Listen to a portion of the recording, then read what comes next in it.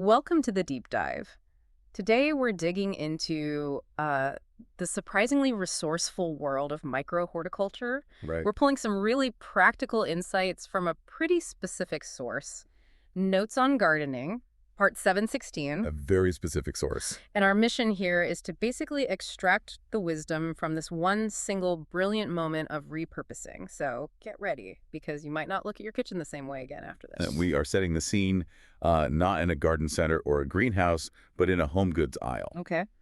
The source material describes this moment where the author is just hunting for some simple containers, for a gardening project, but finds something totally different. It's that classic creative spark. It is. It's that moment where what you need and what you find just collide right there in the middle of a shopping trip. And the item that sparked all this is, well, it's something incredibly common, a covered dish drying rack. Sometimes called a dish cabinet, yeah. And this everyday thing immediately triggers this aha moment.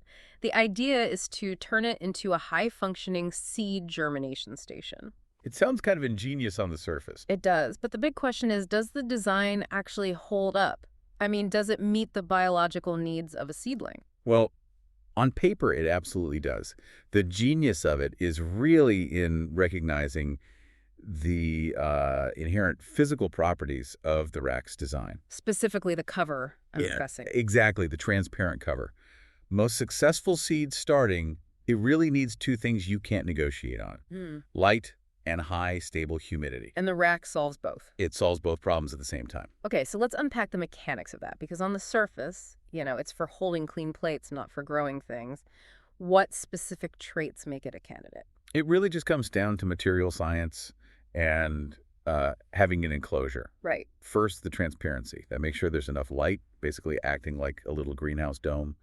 Second, and this is critical, the sealed design lets it trap moisture really, really effectively. So as you water, the evaporation gets trapped. Precisely. Yeah. You water your trays inside, that water evaporates, it hits the cool plastic cover, condenses, and then it just falls back down. It creates this perpetually humid microclimate. Which is what you need to crack open tough seed shells. That's exactly what you need. I see the logic on the humidity. It makes perfect sense. It's mimicking nature. But I have to raise a point of friction here. Okay. Those inexpensive plastic covers, they're not usually made of, greenhouse-grade material. No, they're pretty thin. Right, they're thin. So wouldn't heat retention be terrible? Couldn't that lead to massive temperature swings, or even, like, cooking the seeds if the sun hits it directly? That's a really critical question. Did the source mention that risk at all, the risk of rapid thermal gain? It speaks directly to the need for thoughtful adaptation, not just grabbing it off the shelf and using it as is. The source notes don't specify the exact plastic thickness, no, but they imply the risk by immediately jumping to the necessary modification. Ah, so they knew it wasn't a perfect one-to-one solution. Right. If the plastic is too thin, the temperature might spike, which is why the author stresses this is not a plug-and-play solution. Which leads us to that crucial modification, the ventilation holes. Why is that detail so important if the whole point is to trap humidity? Because high humidity, without any air movement, it's a recipe for disaster. For mold and things like that. Exactly. What you're fighting against is fungal disease, something called dampening off. It just causes seedlings to collapse and die right at the soil line. And that's from stagnant, wet air. It happens when moisture just lingers and the air stagnates. So by adding a few ventilation holes, you're creating crucial airflow. You're managing the environment. You're managing something called the vapor pressure deficit, or VPD. You're ensuring the air isn't just saturated, but it's moving. And that actually strengthens the seedlings while still keeping that high humidity they need. It turns a simple sealed box into a controlled environment. A survivable one, yes. Okay, so the dish rack gives you the structure, the light, and the passive humidity.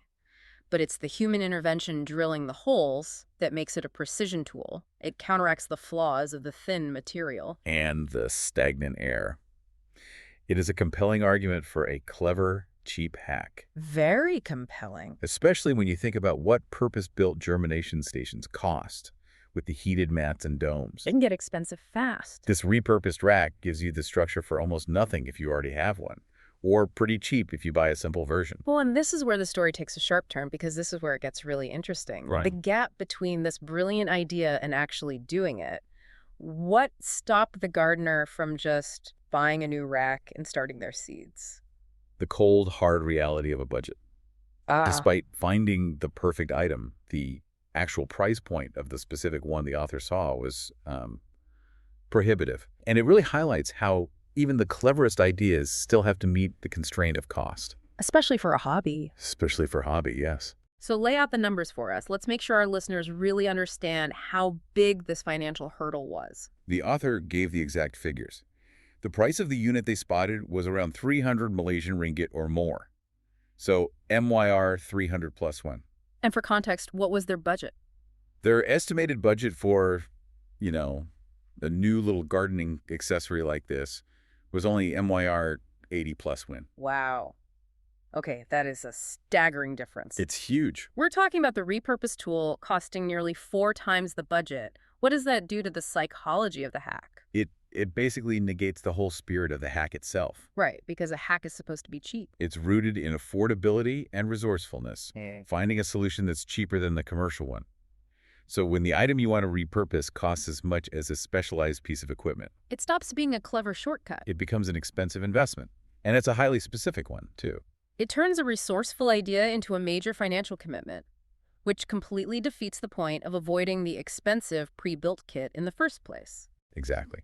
And the source makes it clear that although they were tempted, the purchase was postponed. A moment of restraint. A tremendous degree of self-control and, commitment to the budget.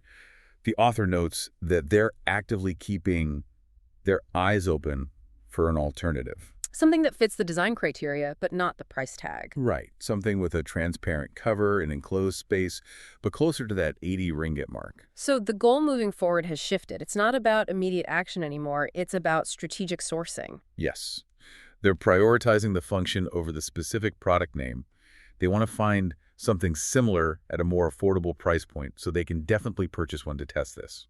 And this really is the key takeaway, I think. It applies so far beyond gardening. It does. The author is no longer constrained by the item's label, dish rack or its brand. No. They've distilled the problem down to its essential features. They need transparency for light, enclosure for humidity, and a material rigid enough to drill holes in. They're searching for features, not products. Yes. That's a great way to put it. So it's really an exercise in applied resourcefulness. It's about divorcing an object from its marketplace identity. This deep dive has explored the mechanics of this high humidity setup, the absolute necessity of adding ventilation holes, and the financial reality that kept it all on hold. That huge gap between the MYR 300 plus price and the MYR 80 plus budget. And that budget challenge, that's often the moment where real innovation starts. That's a good point. It illustrates that powerful shift in perspective you need for creative problem solving. It means moving from just seeing a tool for what it is, a dish rack, to seeing it for what its inherent properties allow it to become. A microenvironment. Microenvironment capable of controlling light, temperature, and even vapor pressure deficit. So that raises an important question for you listening right now. Look around your own home. What other common household items, just sitting there, possess these kinds of structural features, whether it's rigidity, transparency, heat retention, or just simple enclosure? Things that could be completely recontextualized. Exactly. For a totally different function, what feature are you currently ignoring just because you're stuck on its label? Think outside the box, or in this case, maybe think outside the dish cabinet.